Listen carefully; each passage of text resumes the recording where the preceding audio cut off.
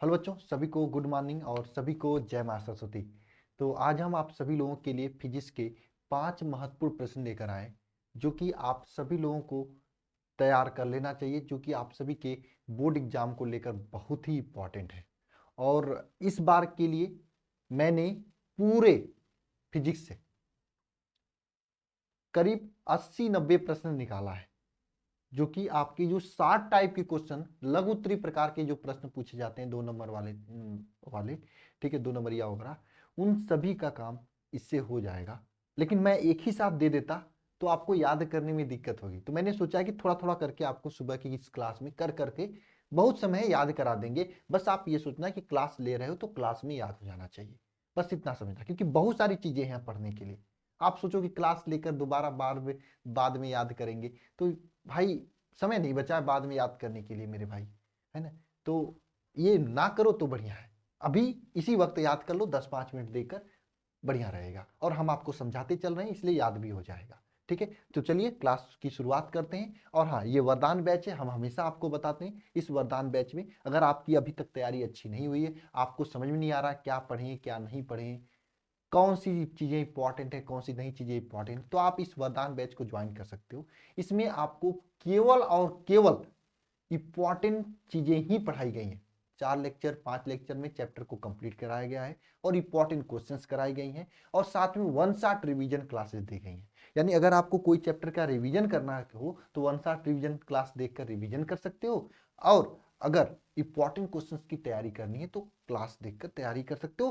Class देखने का समय नहीं बचा तो पीडीएफ भी है, जैसे यहाँ पे क्लास है तो क्लास के जस्ट बगल में आपको उस क्लास का पीडीएफ भी है, तो पीडीएफ को देखकर आप, अगर क्लास देखने का समय नहीं तो पीडीएफ देखकर तैयार कर सकते हो। बहुत ही बेहतरीन तरीके से आपकी तैयारी हो जाएगी अगर आपके पास इतना पर्याप्त समय कि आप इस बैच को लेकर बढ़िया तरीके से तैयारी कर सकते हो। सभी विषय की physics chemistry math Hindi English bio पूरा सब्जेक्ट की तैयारी हो जाएगी। विश्वास करिए, अगर आपके पास है तो आप इस बैच को लेकर एक कोने में बैठकर बढ़िया से तैयारी करिए, बहुत ही फायदेमंद होगा। आप कैसे ज्वाइन करना है, आप अल्फा इंस्टीट्यूट प्रो ऐप को डाउनलोड करके ज्वाइन कर सकते हो, या फिर ये नंबर है 930-577-1375, इस नंबर पे कॉल करके भी आप जानकारी ले सकते हो। देखो, आपको कहीं पे भटकना नहीं होगा, एक जगह बैठकर बढ़िया तरीके से तैयारी करनी, सब चीजें महत्वपूर्ण प्रश्न मॉडल पेपर गेस्ट पेपर पिछले 5 साल क्वेश्चन पेपर सब चीजें आपको इसमें प्रोवाइड कर दी जाएंगी। नोट्स वगैरह भी आपको इसमें दे दी जाएंगी, तो भटकने की जरूरत ही नहीं पड़ेगी। ठीक है, चलिए क्लास आज की शुरुआत करते हैं। मुझे जो बताना था मैंने बता दिया, जो नए बच्चे हैं जिनको ज्वाइन करना है वो कर लीजिए, समय नहीं बचा है बोर्ड एग्जाम को लेकर। फिलहाल आप सभी लोग अभी पढ़ने पे ध्यान दीजिए, पढ़ लीजिए उसके बाद ज्वाइन करिएगा, ठीक है ना। देखिए पहला प्रश्न क्या है, बहुत ज्यादा एग्जाम में पूछा जाता है कि चुंबकीय फ्लक्स, क्या चुंबकीय फ्लक्स की परिभाषा क्या होती है, चुंबकीय फ्लक्स की परिभाषा क्या होती है और इसकी एसआई मात्रक आपको लिखना है। तो देखो चुंबकीय फ्लक्स क्या होता है, मैं हेडिंग डाल रहा हूं, जिसको आ रहा है वो नीचे कमेंट बॉक्स में कमेंट कर देना, चुंबकीय फ्लक्स क्या होता है। चुंबकीय फ्लक्स, देखो चुंबकीय फ्लक्स क्या होता है, किसी भी क्षेत्रफल से, किसी भी एकांक क्षेत्रफल से गुजरने वाली चुंबकीय बल रेखाओं की संख्या को, जैसे आपके सामने एक क्षेत्रफल है, या आपके सामने क्या है, एक क्षेत्रफल है, इससे होकर गुजरने वाली चुंबकीय बल रेखाओं की संख्या को, इससे होकर गुजरने वाली चुंबकीय बल रेखाओं की संख्या को बाबू क्या कहा जाता है, चुंबकीय फ्लक्स कहा जाता है। किसी भी क्षेत्रफल से होकर गुजरने वाली चुंबकीय बल रेखाओं की संख्या को क्या कहा जाता है, चुंबकीय फ्लक्स कहा जाता है। परिभाषा क्या लिखोगे, किसी भी काल्पनिक क्षेत्र से होकर गुजरने वाली चुंबकीय बल रेखाओं की संख्या को क्या कहा जाता है, चुंबकीय फ्लक्स कहा जाता है। जैसे मेरे पास एक सस्ती सी मोबाइल है, ठीक है, इसको ऐसे रख दिया यहाँ पे, तो इस मोबाइल से होकर जितनी भी चुंबकीय बल रेखाएं गुजरेंगी उन्हें क्या कहेंगे, चुंबकीय फ्लक्स कहेंगे, है ना। तो किसी भी पृष्ठ से, किसी पृष्ठ से गुजरने वाली, क्या लिखोगे परिभाषा, किसी पृष्ठ से होकर होकर गुजरने वाली, गुजरने वाली चुंबकीय बल रेखाओं की संख्या को, किसी पृष्ठ से होकर गुजरने वाली चुंबकीय बल रेखाओं की, या आप लिख सकते हो गुजरने वाली अभिलंबवत, अभिलंबवत, अभिलंबवत, या आप सिंपल लिख सकते हो होकर गुजरने वाली चुंबकीय बल रेखाओं की संख्या को, चुंबकीय बल रेखाओं की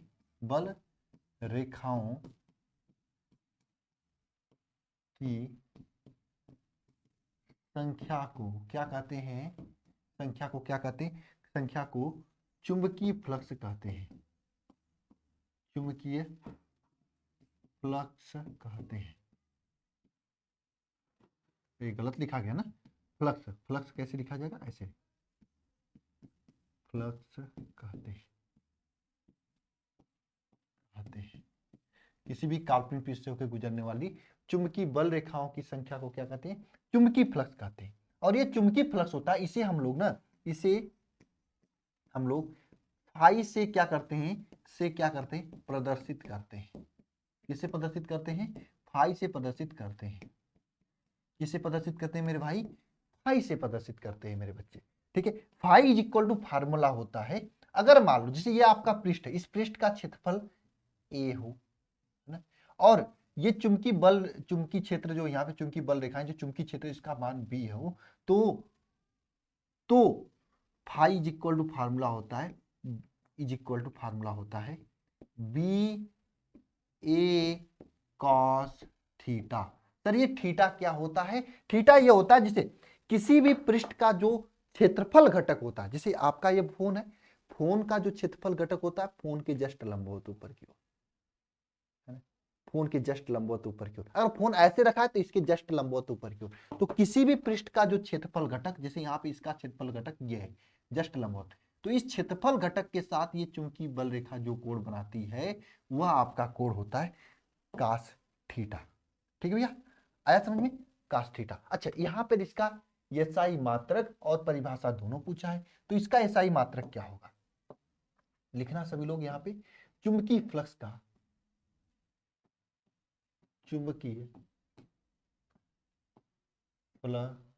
फ्लक्स का एसआई मात्रक ना, यह ऑब्जेक्टिव में भी पूछा जा सकता है ना, कि एसआई मात्रक निम्नलिखित में से कौन है? तो देखो, चुंबकीय फ्लक्स का एसआई मात्रक लिखना चाहोगे तो क्या लिखोगे बताओ? देखो, आप लोगों को पता है कि चुंबकीय flux phi is equal to क्या होता है? B A cos theta. अगर फाई का मात्रक निकालना हो, किसका? फाई का मात्रक निकालना हो, का मात्रक आपको चाहिए, तो क्या लिखोगे? फाई का मात्रक क्या चाहिए? बी का मात्रक जो होता है मात्रक इंटू ए का मात्रक लिखोगे। अच्छा, कास थीटा का मात्रक नहीं होता है, तो कास थीटा का मात्रक लिखने की जरूरत ही नहीं। तो बी का मात्रक क्या होता है भैया? बी का मात्रक होता है बेवर, देवर नहीं, इसमें शादियां बहुत ज्यादा हो रही हैं, देवर मत बोल देना, देवर नहीं, बेवर। बेवर प्रति मीटर स्क्वायर होता है। क्या होता है भैया? बेवर प्रति मीटर स्क्वायर। और ए का मात्रक क्या होता है? Metre square. आपको पता है क्षेत्रफल का मात्रक मीटर स्क्वायर ही होता है। तो यहां से अगर ये और ये कट जाएंगे तो यहां से इसका मात्रक क्या निकल के आएगा? बी का मात्रक बेवर आएगा फाई का मात्रक। फाई का मात्रक क्या आएगा? बेवर आएगा। फाई का मात्रक क्या आएगा? बेवर आएगा। भाई फाई का मात्रक क्या आ जाएगा? ये एसआई मात्रक होता है फाई का, क्या? बेवर। याद हो रहा है? मेरा उद्देश्य है कि 10 से 15 मिनट लो मेरे साथ क्लास में आप, लेकिन पूरी चीजें क्लास में रट डालो, याद कर डालो, दोबारा से मेरे भाई पढ़ने की जरूरत ना पड़े। ठीक है, देखो मेहनत करोगे तो चीजें आपके हाथ में आएंगी, और किस्मत से लड़ोगे, दिन से लड़ोगे, रात से लड़ोगे, तो आप आसानी से बोर्ड एग्जाम क्या, दुनिया का कोई भी एग्जाम हो उसमें बढ़िया करोगे, मेहनत करोगे तब। अब मेहनत हम करा रहे हैं, है ना, चीजें आप कर रहे हो, तो ये मेहनत कर रहे हो, पढ़ रहे हो, तो इसका रिजल्ट आना ही आना है। कोई नहीं रोक सकता मेरे भाई, कोई नहीं रोक सकता, बशर्ते लगातार करते रहना। ठीक है, चलिए, ये हो गया एसआई मात्रक ही पूछा था, कर लिए। अच्छा, एक चीज मैं आपको होमवर्क देता हूं, अगर मुझे मानते हो तो जरूर नीचे कमेंट बॉक्स में कर देना। फाई का बीमा खुद से निकाल लेना, हो सकता है बीमा पूछ दे इस साल। पिछले साल आपका एग्जाम में मात्रक मैंने निकाला, बीमा खुद से निकाल लेना, हो सकता है ऑब्जेक्टिव में बीमा पूछ दे। अगला क्वेश्चन आप लोगों के सामने है कि क्वेश्चन क्या है, पढ़ो आप सभी लोग। क्वेश्चन है प्रतिघात और प्रतिबाधा क्या होता है? प्रत्यावर्ती धारा में, धारा परिपथ में प्रतिघात और प्रतिबाधा क्या होता है, दो चीज आपको बताना है। तो हेडिंग डालिएगा प्रतिघात। क्या भाई, हेडिंग क्या डालना है, एक मिनट, हेडिंग क्या डालना है, हेडिंग डालना है आपको प्रतिघात, है ना, प्रतिघात, प्रति क्या होता है प्रतिघात मेरे भाई, बताओ, किसी को आता है, किसी मेरे भाई को, किसी मेरे भाई या बहन को आ रहा है प्रतिघात, तो बताए मुझे, मेरे भाई बताओ, मेरे दोस्त, किसी को आ रहा है तो बताओ, क्यों मेरे दोस्त, मैं क्यों मेरे भाई, आ रहा है तो बताओ।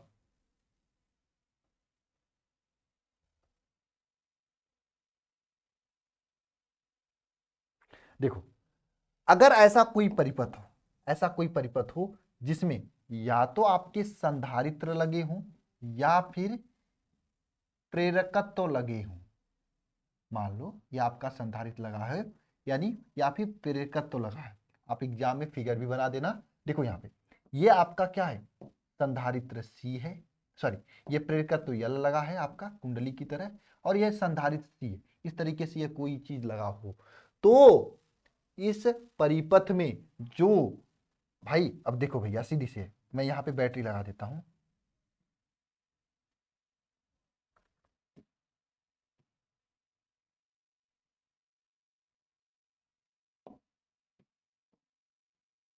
इस तरीके से ये बैटरी लगा, ये प्लस ये माइनस। अच्छा यहां से जो धारा आएगी तो ये संधारित्र और ये प्रेरकत्व, पक्का संधारा को थोड़ा सा रुकेगी, रोकेगी ना, कहीं रुक जा भाई, रुक जा, आराम से जा, आराम से जा, है ना। अगर ये नहीं रहती धारा सीधे शून्य से निकल जाता, यहाँ पे है, इसका मतलब उसको थोड़ा सा रोकेगी, थोड़ा स्लो स्लो भेजेगी, है ना। तो यानी ये क्या करी, धारा के मार्ग में एक अवरोध का काम कर रही है, धारा के मार्ग में क्या कर रही है, एक अवरोध का काम कर रही है, एक बाधा का काम कर रही है, तो ये क्या कहलाता है, यही आपका प्रतिघात कहलाता है ना, यही प्रतिघात कहलाता है। क्या लिखोगे परिभाषा में, संधारित्र या प्रेरकत्व द्वारा प्रत्यावर्ती धारा परिपथ में उत्पन्न बाधा को क्या कहते हैं, क्या कहते हैं, प्रतिघात कहते हैं। बोलो, लिखो सभी लोग, संधारित्र,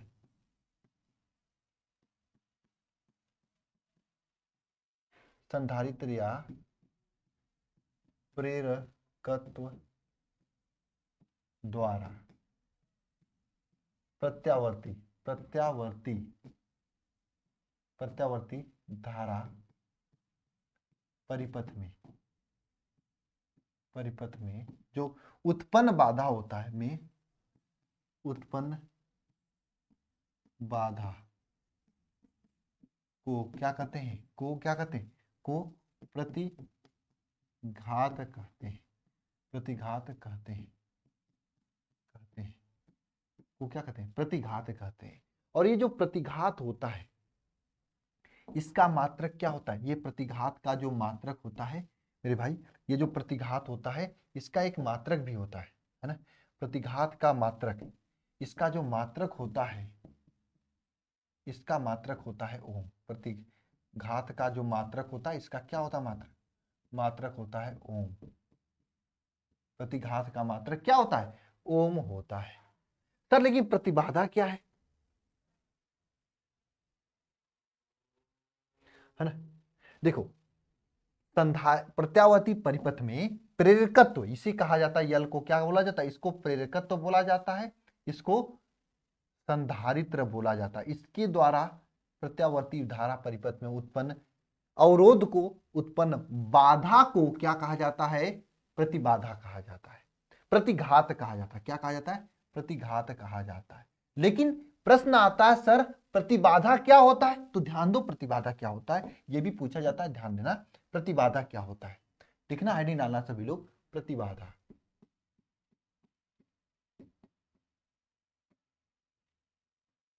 भैया ध्यान देना इधर, मेरे भैया ध्यान देना, प्रतिबाधा क्या होता है। देखो एक ऐसा संधारित्र है, एक ऐसा परिपथ है, एक ऐसा प्रत्यावर्ती धारा परिपथ है, एक ऐसा प्रत्यावर्ती धारा परिपथ आपके सामने मैं बना रहा हूं, ध्यान देना, ये बना रहा हूं, जिसमें प्रतिरोध भी लगा है, ये प्रतिरोध है, और ये संधारित्र भी लगा है, और ये प्रेरकत्व भी लगा है, ये तीनों चीजें लगी हैं, और यहाँ पे ये बैटरी से जुड़ा है। ये आपका देखो इसमें क्या क्या जो नहीं, ये आपका प्रतिरोध लगा है, ये संधारित्र सी लगा है, ये प्रेरकत्व लगा है। ये तीन चीजें आपका इस प्रत्यावर्ती धारा परिपथ में लगी हुई है।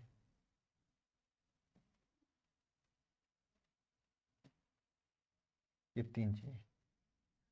तीन चीजें आपकी प्रत्यावर्ती धारा परिपथ में लगी हुई हैं। देखो अगर केवल ये दोनों लगा होता, अगर ये दोनों केवल लगा होता तो हम लोग क्या कहते हैं इसको, हमने यहां पे पढ़ा था क्या कहते हैं, प्रतिघात कहते हैं। लेकिन ये तीनों चीजें लगी हुई हैं भाई, यहां से धारा जा रहा है ऐसे ऐसे, धारा तो यहां से नहीं जाएगा, यहां से ऐसे जाएगा, धारा ऐसे ऐसे जा रहा है, यहां पे तीन चीजों को क्रॉस करना पड़ा। अगर ये दो लगी होती, ध्यान देना, अगर ये केवल दो लगी होती, कौन, ये सी और यल, तो इसके कारण जो आपका यहाँ पे अवरोध होता है उसको प्रतिघात कहते हैं। लेकिन यहाँ पे आर भी लगा हुआ है, इन यहाँ पे तीन तीन चीजें लगी हुई हैं, इन तीनों के कारण जो अवरोध होगा इसे क्या कहा जाता है, प्रतिबाधा कहा जाता है। यानी किसी भी प्रत्यावर्ती धारा परिपथ में उत्पन्न बाधा को क्या कहते हैं, उत्पन्न बाधा को क्या कहते हैं, प्रतिबाधा कहते हैं। किसी भी क्या कहते हैं भाई, किसी भी प्रत्यावर्ती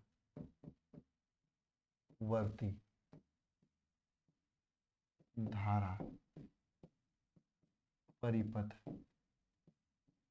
में उत्पन्न बाधा को क्या कहते हैं, प्रतिबाधा कहते हैं।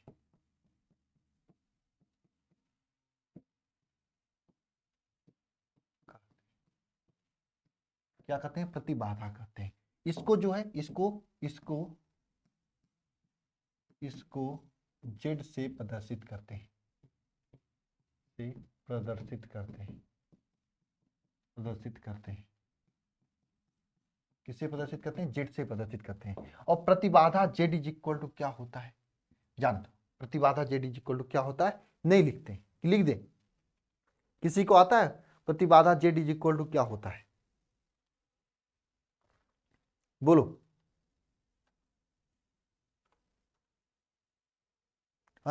प्रतिबाधा जेड इज इक्वल टू क्या होता है, देखो अगर ये तीनों लगा होता है तो प्रतिबाधा जेड का वैल्यू होता है जेड इज इक्वल टू, देखो जेड इज इक्वल टू क्या होता है, ध्यान देना, under root XL difference XC का होल स्क्वायर प्लस आर का स्क्वायर, प्लस आर का स्क्वायर, ये प्रतिबाधा होता है। ये क्या होता है, प्रतिबाधा होता है। एक्सएल का मतलब क्या होता है, एक्सएल का मान क्या होता है, एक्सएल को प्रेरकी प्रतिघात कहते हैं, जिसका वैल्यू होता है 1/ओमेगा एल। और एक्सी क्या होता है, एक्सी को धारती प्रतिघात कहते हैं, जिसका वैल्यू होता है ओमेगा सी। है ना, बात समझ में आई क्या, एक्सएल का वैल्यू क्या होता है, एक्सी का वैल्यू क्या होता है ना, याद रखना। ये क्या है, प्रेरकी प्रतिघात, ये धारती प्रतिघात, ये वैल्यू रख देना। सर यहाँ पे ये क्या लिखे हैं, इसका मतलब होता है बाबू अंतर, इसमें से जो अधिक होता है उसमें से घट जाता है। क्यों भैया, बात समझ में आई, आगे चला जाए। फार्मूला भी लिख लिया आप लोगों ने, समझ भी लिया, आगे चलते हैं। पूर्ण आंतरिक परावर्तन क्या होता है, इसकी आवश्यक शर्तें बतानी है आपको, बताओ।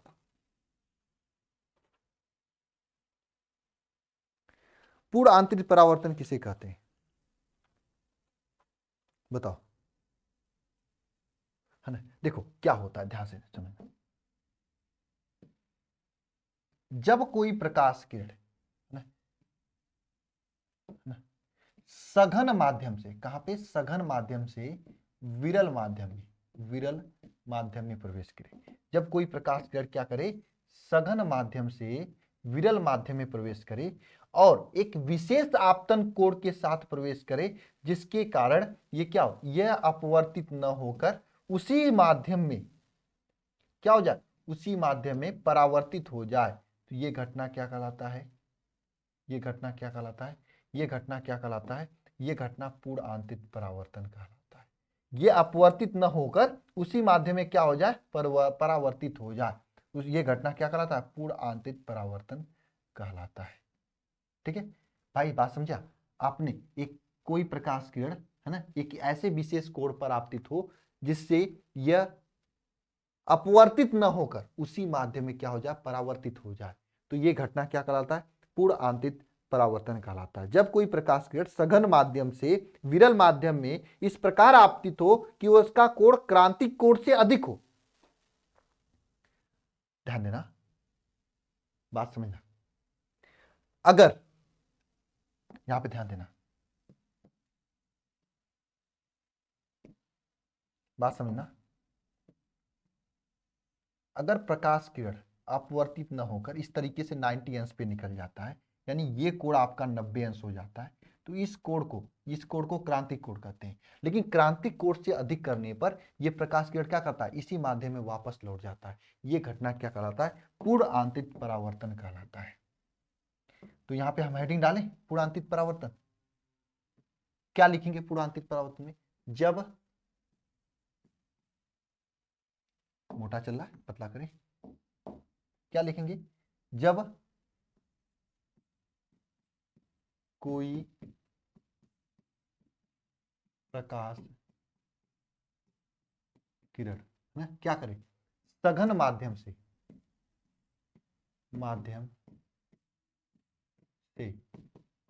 विरल माध्यम में क्या करे, प्रवेश करे, है ना, प्रवेश करे, है ना, एक विशेष आपतन कोण के साथ, एक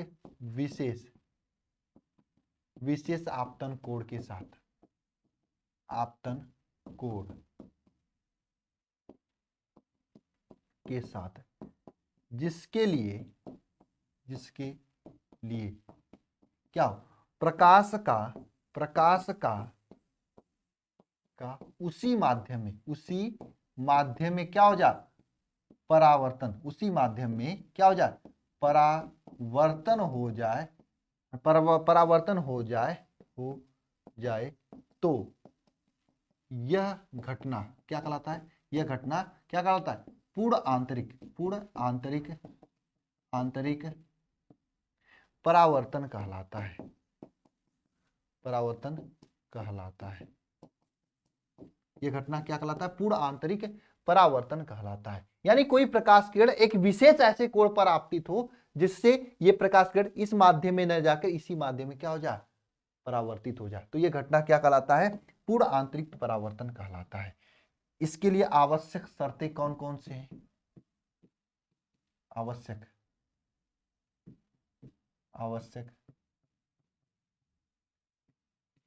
शर्तें कौन कौन सी शर्तें हैं आवश्यक। पहला शर्त यह है कि प्रकाश किरण है ना, सघन माध्यम से किस में जाए, विरल माध्यम में जाना चाहिए, विरल माध्यम में क्या प्रवेश करना चाहिए। ठीक है, प्रवेश करना चाहिए, पहला शर्त है। ठीक है, प्रकाश किरण क्या हो, सघन माध्यम से विरल माध्यम में प्रवेश करना चाहिए, यह पहला शर्त है। दूसरा शर्त क्या है, दूसरा शर्त क्या है बताओ, कमेंट बॉक्स में कमेंट करके सभी लोग। दूसरा वाला शर्त यह है कि इसका जो ये क्रांतिक कोण से ये जो 90 अंश पे जब प्रवेश करता है ना, इसके लिए ये कोण जो होता है क्रांतिक कोण होता है, तो आपतन कोण का मान, आपतन कोण का जो मान हो, यह क्रांतिक कोण से क्या हो, अधिक होना चाहिए, अधिक होना चाहिए। ये दो आपके इसके आवश्यक शर्तें हैं। पहला शर्त क्या है, प्रकाश किरण सघन से विरल में जाना चाहिए। दूसरा शर्त क्या है, आपतन कोण का मान क्रांतिक कोण से अधिक होना चाहिए। बातें समझ में आ रही हैं, बातें अच्छे तरीके से दिमाग में आ रही हैं। चलो आगे चला जाए, फिगर भी बनाना है एग्जाम में तभी नंबर मिलेगा। ठीक है, अगला क्वेश्चन देखते हैं। क्रांतिक कोण तथा अपवर्तनांक के बीच संबंध स्थापित कीजिए। देखिए क्रांतिक कोण होता क्या है, देखो ध्यान से, ये आपके लिए एक माध्यम का हम कर लेते हैं। देखो जब कोई प्रकाश किरण क्या करता है, ध्यान से समझना, सघन माध्यम से, किसी सघन माध्यम से विरल माध्यम में जाता है, तो आप लोगों को सामान्य तरीके से ये पता है, तो ये क्या करता है, अभिलंब से दूर हट जाता है। जैसे आपके सामने ये प्रकाश किरण है, लाइट, इस तरीके से सघन माध्यम से ऐसे जा रहा है, जो कि यहाँ पे कोण बना रहा है। यहाँ पे कोण कैसा बना रहा है, यहाँ पे जो कोण बना रहा है ये आई कोण बना रहा है, ठीक है।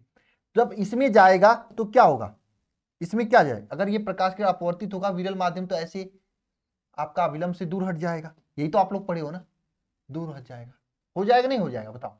जब कोई प्रकाश किरण सघन माध्यम से विरल माध्यम में जाएगा तो अपवर्तन के पश्चात ये अविलंब से दूर हट जाता है। ये तो आप लोग पढ़े हो। अगर मान लो इस आपतन कोण को, एक मिनट बाबू, एक मिनट रुकना, हाँ लॉक कर दे, चलो। अगर मान लो इस आपतन कोण को ऐसे, इस आपतन कोण को हमने क्या किया, बढ़ाया, ऐसे करके बढ़ाया, ऐसे कर दिया, इतना बढ़ा दिया, इस आपतन कोण को क्या कर दिया, बढ़ाकर हमने क्या कर दिया, सी कर दिया, तो ये अपवर्तन कोण का भी मान बढ़ेगा, है ना। तो अपवर्तन कोण का मान भी बढ़ गया, बढ़कर कहां चला गया, अपवर्तन कोण का मान बढ़कर भाई यहां पे अभिलंबवत हो गया। यानी कि एक ऐसे विशेष आपतन कोण जिसके लिए अपवर्तन कोण का मान 90 अंश हो जाता है, उसे क्रांतिक कोण कहते हैं, है ना। पहले तो आप लोग क्रांतिक कोण क्या होता है उसका परिभाषा लिख लो, है ना। क्रांतिक कोण क्या होता है, इसकी परिभाषा लिख लो, क्रांतिक कोण क्या होता है, ठीक है। क्या होता है क्रांतिक कोण, बताओ।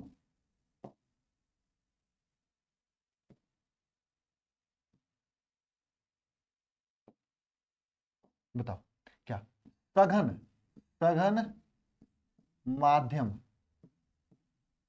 में स्थित, सघन माध्यम में स्थित वह आपतन कोण जिसके लिए अपवर्तन कोण का मान क्या हो जाए, 90 अंश हो जाए, उसे क्या कहते हैं, उसे क्या कहते हैं, क्रांतिक क्रांतिक क्रांतिक कोण कहते हैं, उसे क्या कहते हैं, क्रांतिक कोण कहते हैं। अब क्रांतिक कोण जो होता है, क्रांतिक कोण को सी से क्या करते हैं, प्रदर्शित करते हैं, क्रांतिक कोण को किससे प्रदर्शित करते हैं, सी से प्रदर्शित करते हैं। अब देखो आपसे क्या पूछा है, अपवर्तनांक तथा क्रांतिक कोण में संबंध पूछा है।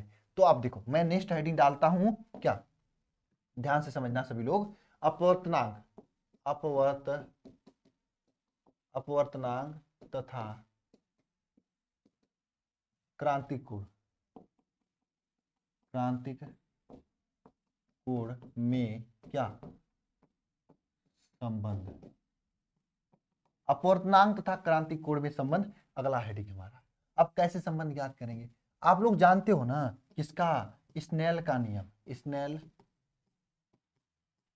के नियम से, क्या जानते हो स्नेल का नियम, इसमें क्या होता है, स्नेल के नियम से क्या होता है, sine I upon sine R is equal to क्या होता है, अपवर्तनांक यन होता है, आप स्नेल के नियम से जानते हो, है ना। अब यहाँ पे क्रांतिक कोण के लिए क्या हो जाएगा, क्रांतिक कोण के लिए क्या हो जाए, अच्छा यहाँ पे आप यन को इस तरीके से लिखो, सघन से विरल में जा रही ना, तो सघन यन विरल लिखो अपवर्तनांक। अब देखो क्रांतिक कोण यहाँ पे क्या है, क्रांतिक कोण यहाँ पे सी है, और अपवर्तन कोण, अपवर्तन कोण, है ना, ये क्रांतिक कोण है। एक मिनट मैं बात समझना, यहाँ पे बात समझना, यहाँ पे क्या है, आपतन कोण क्या भैया, आपतन कोण आई है जिसका वैल्यू सी के बराबर है। किसके? सी मतलब क्या है यहाँ पे, क्रांतिक कोण के बराबर है, क्रांतिक कोण के बराबर, ठीक है यही है। और आपतन कोण, अपवर्तन कोण क्या है यहाँ पे, अपवर्तन कोण यहाँ पे 90 अंश है। भैया आप देख लो, अपवर्तन कोण आर का मान यहाँ पे 90 अंश है ना, किसके लिए, किसके लिए, क्रांतिक कोण के लिए। तो यहां पे रखोगे तो क्या हो जाएगा, साइन आई, साइन सी हो जाएगा, आई के यहां सी रख दो, अपवर्तन कोण के यहां पे साइन क्या हो जाएगा 90 हो जाएगा, इज इक्वल टू क्या, सघन यन विरल हो जाएगा, सघन, सघन यन विरल हो जाएगा। ठीक है भैया, अब ध्यान दो, साइन 90 का वैल्यू 1 होता है आपको पता है, तो यहां से आपका संबंध निकल के आता है, यहां से आपका संबंध निकल के आता है क्या, sine I, sine C, sine C is equal to क्या, सघन यन विरल, ये निकल के आता है। आप ये से भी लिख सकते हो,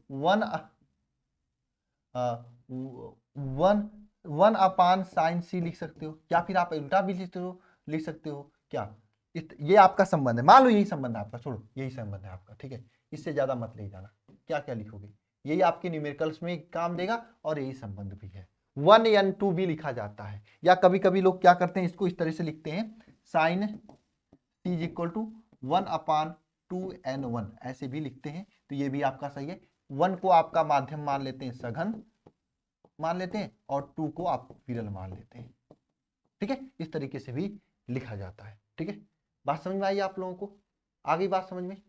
चलो ये तीसरा चौथा क्वेश्चन भी हो गया। पांचवा क्वेश्चन, विद्युत ऊर्जा क्या, प्रकाश विद्युत उत्सर्जन क्या है। प्रकाश विद्युत उत्सर्जन क्या है, देखो जब कोई प्रकाश किरण, जब कोई प्रकाश किरण किसी धातु के पृष्ठ पर आपतित होती है, जब कोई प्रकाश किरण किसी धातु के पृष्ठ पर क्या होती है, आपतित होती है, जब कोई प्रकाश किरण किसी धातु के पृष्ठ पर आपतित होती है, तो वहां से क्या होती है, वहां से ना, जैसे कोई प्रकाश किरण, ये लाइट है मान लो, यहां से ये लाइट यहाँ पे आपतित होती है, यहाँ के जो इलेक्ट्रॉन्स है ना, ये इलेक्ट्रॉन्स क्या होते हैं, बाहर निकल जाते हैं, ये यहाँ के इलेक्ट्रॉन्स क्या है, बाहर निकल जाते हैं। बात समझे, जब कोई प्रकाश किरण किसी धातु के पृष्ठ पर क्या होती है, आपतित होती है, तो इस धातु के पृष्ठ के जो इलेक्ट्रॉन्स हैं क्या होते हैं, इलेक्ट्रॉन्स बाहर निकल जाते हैं, इलेक्ट्रॉन्स बाहर निकल जाते हैं। यह घटना क्या कहलाता है, क्या कहलाता है, क्या कहलाता है, प्रकाश विद्युत उत्सर्जन कहलाता है। क्या लिखोगे परिभाषा, सभी लोग बताओ, क्या लिखोगे परिभाषा, बताओ आप लोग, बताओ मुझे क्या लिखेंगे आप परिभाषा, अगर मैं आपसे पूछूं प्रकाश विद्युत उत्सर्जन का परिभाषा क्या लिखोगे, बताओ। जब किसी धातु की सतह पर प्रकाश गिरता है तो धातु से इलेक्ट्रॉन उत्सर्जित होने लगता है, यह घटना प्रकाश विद्युत उत्सर्जन कहलाता है। क्या लिखोगे, जब जब किसी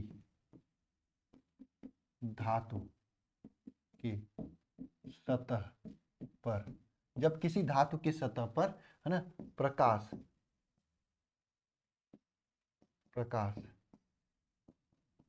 गिरता है, तो क्या होता है, इलेक्ट्रॉन धातु की सतह से, धातु की सतह से क्या होते हैं, इलेक्ट्रॉन का उत्सर्जन होने लगता है, यह घटना क्या कहलाता है, प्रकाश विद्युत उत्सर्जन कहलाता है। यह घटना क्या कहलाता है, प्रकाश विद्युत उत्सर्जन कहलाता है। ठीक है, ये 5 प्रश्न हो गए। अच्छा, हालांकि देखो ये 2 प्रश्न आप लोगों के लिए मैं होमवर्क लेकर आया हूं आज के क्लास के लिए। आपको होमवर्क को क्या करना है, नीचे कमेंट बॉक्स में सही आंसर कमेंट करना है, चैट बॉक्स में नहीं, चटियाते हो आप लोग, पढ़ाई वहां से थोड़ी होती, कमेंट बॉक्स आपका मैं ध्यान देता हूं। एक तो यह होमवर्क है आप लोगों के लिए, और यह आपका दूसरा होमवर्क है ना। आप इसका जो भी सही आंसर है स्क्रीनशॉट ले लो, वीडियो आपके नीचे कमेंट बॉक्स है, इन दोनों में आप क्वेश्चन नंबर 1 क्वेश्चन नंबर 2 का आंसर दे देना, ठीक है। और साथ में यह एक प्रश्न आपके सब्जेक्टिव के रूप में होमवर्क दे रहा हूं, मतलब वो 2 ऑब्जेक्टिव क्वेश्चन थे, ये आपके एक सब्जेक्टिव क्वेश्चन होमवर्क के रूप में। ये 3 क्वेश्चन आपको आज होमवर्क करने हैं। और होमवर्क के साथ साथ में आपको कमेंट बॉक्स में एक चीज और लिखना है, जो कि मैं इस समय आपको लिखवा रहा हूं। आपका नेम क्या है ना? आपका फोन नंबर क्या है, सॉरी फोन नंबर मैं कह रहा हूं, फोन नंबर मत लिखना। आपका लक्ष्य कितना है, लक्ष्य लक्ष्य क्या है, कितना परसेंट आपको लाना, और कितना घंटा पढ़ाई कर रहे हो, कितना घंटा पढ़ रहे हो। क्यों लिखवा रहा हूं, 1 जनवरी को हम आप सभी लोगों को एक गिफ्ट देने वाला हूं। सभी को तो नहीं दूंगा, जो रेगुलर क्लास में किया होगा 10 दिन की यादगार क्लास, और प्लस में सभी क्लास में सही तरीके से कमेंट किया होगा, सभी क्वेश्चंस का जवाब, उन सभी बच्चों को शॉर्ट लिस्ट किया जाएगा। मेरी कॉलिंग टीम शॉर्ट लिस्ट करेगी, उन बच्चों को देगी, ज्यादा नहीं। अब देखते हैं कितने बच्चे मिलते हैं इस टाइप के, उन्हीं बच्चों को दिया जाएगा। अब भगोड़े बच्चों को तो कभी नहीं दिया जाएगा, अब वही बच्चों को दिया जाएगा, है ना। वो यादगार रहेगा आप सभी लोगों के लिए 2023 का। ठीक है, ठीक है। खैर मिलते हैं नेक्स्ट क्लास में। ये सभी क्वेश्चंस आप लोगों के लिए तैयार कर लेना चाहिए, आपके बोर्ड एग्जाम को लेकर इंपॉर्टेंट है, बार बार पूछे जाते हैं। ठीक है, सभी को जय मां सरस्वती।